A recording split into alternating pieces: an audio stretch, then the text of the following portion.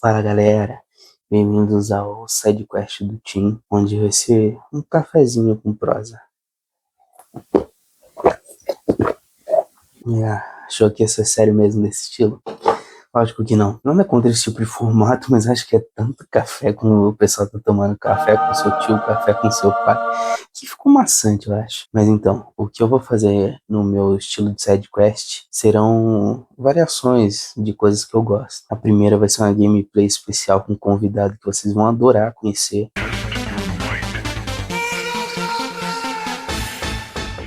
Eu vou trazer futuramente aí, e quadros onde eu vou trazer um pouco de resumos e reflexões sobre histórias de HQs, filmes, animes e coisas do gênero. No final, são coisas que eu gosto e acho que vai ser excelente compartilhar com vocês o meu ponto de vista e minha interpretação e trazer excelentes histórias para vocês. Além de que eu gosto que vocês também interajam comigo e pedir algumas histórias, alguma coisa que você tem dúvida, até mesmo trazer alguma história que você acha interessante por aqui pro canal. E o que eu vou falar sobre hoje para vocês vai ser um grupo muito específico que fez parte da minha infância, que eu achei maravilhoso. Acho que todo mundo já deve ter visto ou algum filme deles na sessão da tarde, alguma série, principalmente da Nickelodeon, que ficou muito famoso, ou até mesmo ou algum jogo que vai estar rolando aqui na gameplay de fundo, ou até mesmo a gameplay que vai estar rolando aqui de fundo. Já deve ter jogado algum jogo desse. Quem são eles? Exatamente, as Tartarugas Ninjas. O que eu vou trazer para vocês hoje é um pouco sobre uma HQ que eu acho muito sensacional, que na leva que teve de escrita ultimamente, foi pegar personagens clássicos e trazer uma nova versão de entendimento de universo, e principalmente uma versão sombria, tal qual foi o Injustice, o Superman vs Batman do cinema e algumas outras interpretações, até mesmo uma versão mais crua e mais sincera do Batman Begins e algo mais. O próprio Mortal Kombat também teve uma linha de jogos um pouco mais séria e tudo mais. E a que eu vou trazer para vocês é justamente a história do Tartaruga Ninja, o Último Ronin. Eu vou falar especificamente da Anos Perdidos, que é essa mídia física que eu tenho, que eu ganhei de presente de um amigo, que é sensacional, uma história maravilhosa. Mas antes eu deixo eu dar um pouco do contexto para vocês desse universo do Último Ronin. Para vocês entenderem, existem os vilões principais do Tartaruga Ninja, que se chama o Clã do Pé, né? Que tem um Destruidor, que é o líder, só que nesse futuro distópico, o Destruidor morre e quem assume o comando da unidade do Clã do Pé e tudo mais é seu neto, o Hiroto. E nesse ponto da história, acaba que vai ficando cada vez mais intensiva a brigas entre as tartarugas e o Clã do Pé. Atenção, Sadia. Presta bem atenção! E nesse ponto da história eles tentam meio que apaziguar.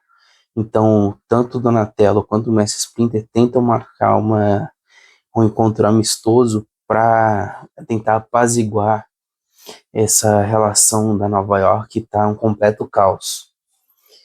E o que acontece? Durante essa saída desses dois, o vilão Baxter Stockman tenta fazer uma emboscada para eles e tenta avançar com que é aquele vilãozão que controla os robozinhos e tal. Você deve ter visto no filme do Michael Bay, que o Michael Bay é foda. No filme do Michael Bay, que tem a Megan Fox. E eles tentam, aquele vilão que controla os robozinhos e tal, ele faz uma horda dessas, e pra tentar segurar esse pelotão e tudo, o Leonardo e o Casey Jones acabam ficando para trás e ocorre a explosão, só que infelizmente ambos acabam falecendo nesse ponto da história, na tentativa justamente de segurar eles. Quem tentou alcançar eles para impedir foi o Michelangelo, mas infelizmente ele não consegue. E aí, voltando um pouco pro foco do Donatello com o Mestre Splinter, nesse ponto, eles foram pegos numa emboscada. O Hiroto, na verdade, amou tudo isso. Que enquanto ele estava atraindo esses dois para fazer essa conversa amistosa e tudo mais, ele foi na trairagem, pegou na crocodilagem os dois. Que é isso? A trairagem! Eu? E acabou executando eles numa emboscada onde só tinha os dois e foram pegos totalmente de surpresa. O Mestre Splinter, ele acaba não morrendo na hora e fica agonizando um tempo. Quem encontra ele e tudo mais nesses últimos momentos de suspiro dele é justamente o Rafael. E como a gente sabe, ele é um cara bem temperamental. E nesse momento ele fica cego pela raiva. E mesmo sem querer planejar nada, sem pensar direito, ele vai atrás dos caras e acaba levando uma leva de soldados no clã do pé, só que infelizmente a Karai entra em ação. Sim, o nome da personagem é Karai. E YouTube, você não pode censurar porque é o nome do personagem. A Karai, ela entra em ação. Como assim? E ela acaba conseguindo neutralizar o Rafael, só que nesse combate ambos acabam morrendo e assim restando então somente o Michelangelo. Tem a April O'Neil também, que é a personagem da Megan Fox nos filmes do Michael Bay e tudo mais, só que ela ajuda e tudo, só que ela fica com uma personagem secundária nesse ponto da história. Porque justamente o que eu vou trazer nesse Anos Perdidos, ele traz um pouco sobre o futuro, que são essas 4 tartaruguinhas aqui, muito legais e tudo mais, de você acompanhar o desenvolvimento delas. Só que eu quero falar um pouco sobre a trajetória do Michelangelo, de como ele chegou a esse ponto de ser o último Ronin, sobre esse caminho de vingança, amadurecimento e solidão. A gente está acostumado com Michelangelo sendo aquela tartaruga carismática, brincalhona e tudo mais, que de certa forma ele representa o lado do mais novo nessa família aí, dessa questão da imaturidade e outras coisas mais. Por mais que o Nunchaku seja uma arma difícil, ele tem uma personalidade muito mais, como posso dizer, espoleta, fica muito coisa de velho, né?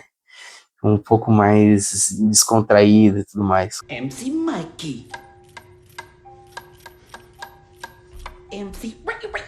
E nesse ponto, a história ela traz justamente esse lado mais sombrio e uma transformação sensacional do personagem nesse caminho de vingança, amadurecimento e tudo mais. Nesse Anos Perdidos, ele vai contar que o Michelangelo ele acha o diário do Mestre Splinter sobre o caminho do Ronin. E é onde ele estuda e ele entende o caminho que ele tem que perseguir, passando pela Europa, pela Ásia, até chegar no Japão. Ele sai de Nova York, que tinha sido tomado pelo Candomblé, e ele passa a viver no Japão num período de aprendizado e viver numa montanha isolada. Nesse período do Japão, ele tem um grupo de bandidos que ataca ele, chamado Verme da Morte, que eles têm uma tatuagem de uma lombriga assim no braço. Bagulho feio, mas é os vilões da história, não tem o que fazer. E eu vou trazer um pouco mais aqui, mostrar um pouco mais da arte aqui, ó. Nesse ponto da história aqui, ele é atacada, nesse quadrinho aqui. E o que acontece? Ele revida, obviamente, e acaba liberando aqueles anos de luto e raiva que ele estava tentando se aliviar. Toma, seu maldito! Toma, seu maldito! Ai, seu desgraçado! Toma! Não vai morrer, maldito! Morreu? Só que como represália, o grupo dos bandidos do Verme acaba não atacando ele, ataca o vilarejo onde ele comprava as coisas. Ele vai atrás de revidar e tudo mais. Só que esses bandidos aí, eles acabam tendo vários embates e tudo mais. E em algum momento da história ele é derrotado, ele apanha bastante e acaba caindo na água no meio da travessia de navio que ele tá fazendo. E acaba parando numa ilha, em onde ele encontra um outro mestre ancião e tudo, que acaba tentando trazer um pouco mais dessa questão da solitude e aprendizado para ele. E ele aprende bastante tudo e vai em busca justamente de lidar com desses caras do Verme para tentar chegar até o líder para derrotar eles de vez. Ele acaba sendo atingido por uma toxina que deixa ele cego. E aí entra outro problema na vida dele. Depois que ele fica cego e tudo mais, ele acaba continuando a tentar achar o caminho dele, encontra outra vila de novas pessoas onde ele aprende a conviver, aprende a enxergar de certa forma, a se adaptar a nessa nova condição. E além de todo esse tempo dos irmãos deles tá sempre martelando na cabeça dele, que é uma coisa muito pontual na história, que apesar dos irmãos ele terem morrido, ele ainda consegue meio que ter pelas memórias dele e ressentimento, ter essa presença de lembranças e como seria a conversa entre eles se eles ainda estivessem ali, sempre lembrando dele da missão, ele voltar e derrotar o clã do pé. Durante essa trajetória ele fica nesse grupo aí e tal, aprende bastante, convive.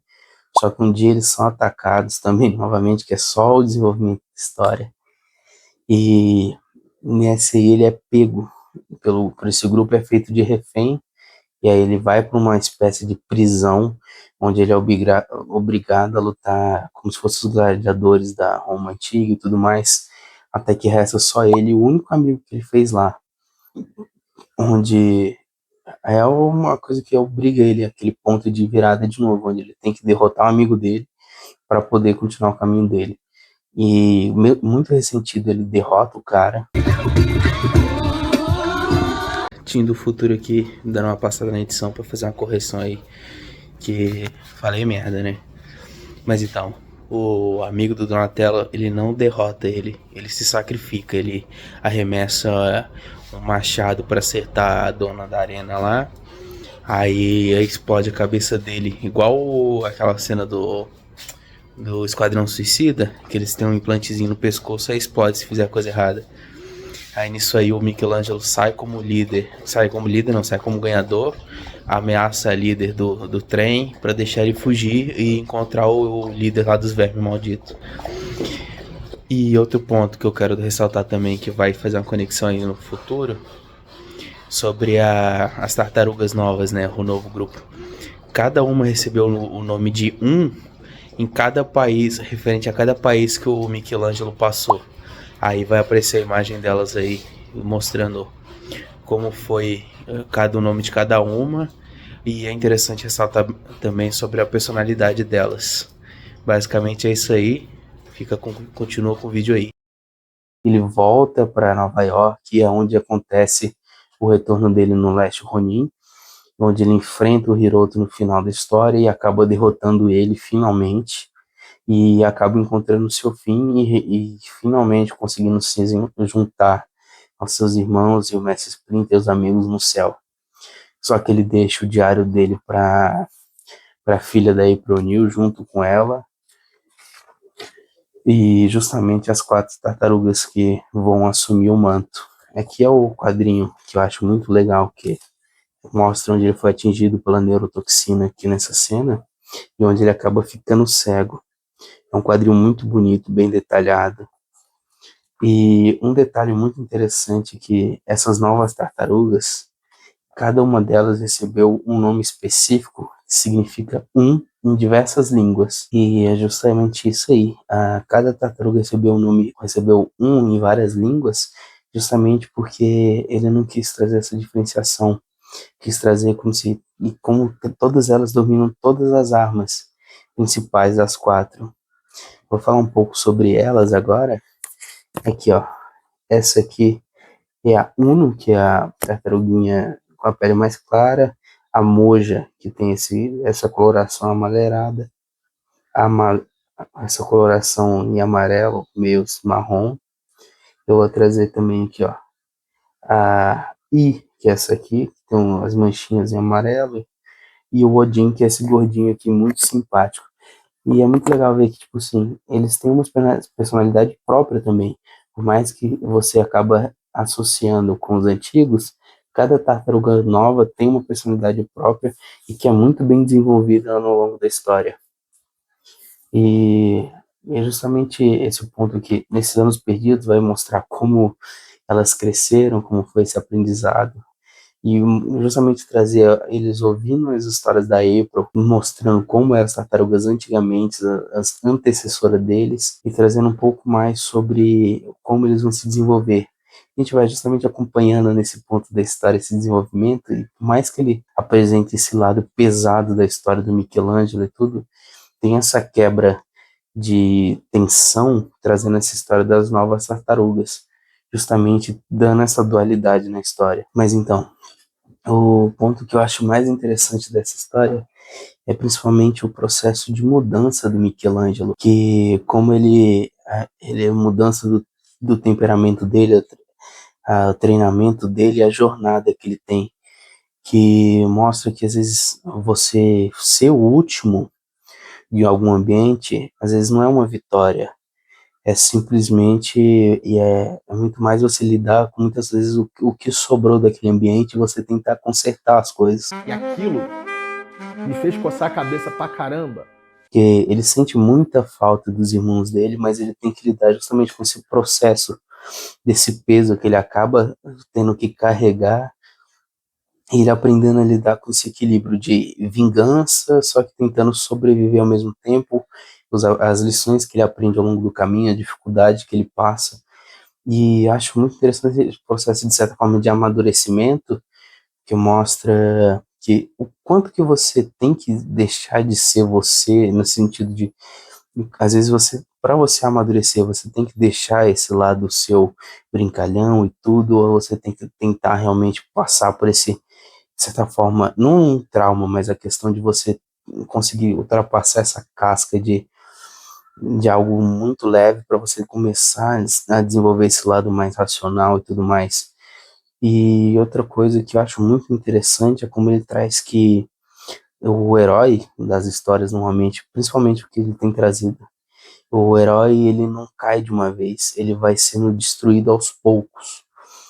E até mesmo no Homem-Aranha e Tom Holland, você vê que ele foi um herói que foi construído um arco muito bom, que é uma coisa que eu acho muito interessante trazer, por exemplo, de paralelo. Ele tem todo um arco de construção até o endgame, e você vai vendo que ele vai caindo aos poucos. Ele começa primeiro sendo apagado, depois perde o Tony Stark, depois começa a perder o abalo da sua vida por causa do Doutor Aranha no multiverso da no Doutor Aranha não. Ele começa a perder no Aranha-Verso, que é o Homem-Aranha 3, que ele perde a Tia May, ele tem esse arco de queda, você vai vendo que ele vai se quebrando aos poucos, assim como o Michelangelo, que tipo assim, ele tem um arco dele com os irmãos, ele vai perdendo irmão um por um, até chegar nesse momento que ele não tem mais nenhum irmão, e ele tenta de alguma forma buscar o seu caminho de vingança e tentar se encontrar. Kurapika está se afogando em um vazio indescritível. Para no final ele poder entender que esse amadurecimento dele que ele tem ao longo da história, para até cumprir o seu, de certa forma, o seu destino, é um processo bastante doloroso que acaba transformando ele de muitas formas. Mas o principal é a maneira como, não só a vingança, mas a maneira como ele lida em relação ao luto e a questão emocional. São coisas que acho que é um tema que acaba refletindo bastante, dependendo do estado que você tá e você lê essa HQ. E é uma escrita muito boa, a arte é muito bonita. E ter o privilégio de ter a cópia física e tudo mais é algo muito massa. E quem tiver a oportunidade de ler, tenha gostado desse resumo que eu fiz, deixa a sua opinião no comentário aí, deixa o like. Caso você queira alguma história, deixa aí no comentário. E basicamente foi essa aí a sidecast Putin. Eu vou trazer a gameplay para vocês no futuro. Espero que tenham gostado. E é basicamente isso aí, galera. Valeu, fica com Deus. Tamo junto. Até uma próxima sidequest ou até o próximo episódio do Papo Reto. Tamo junto.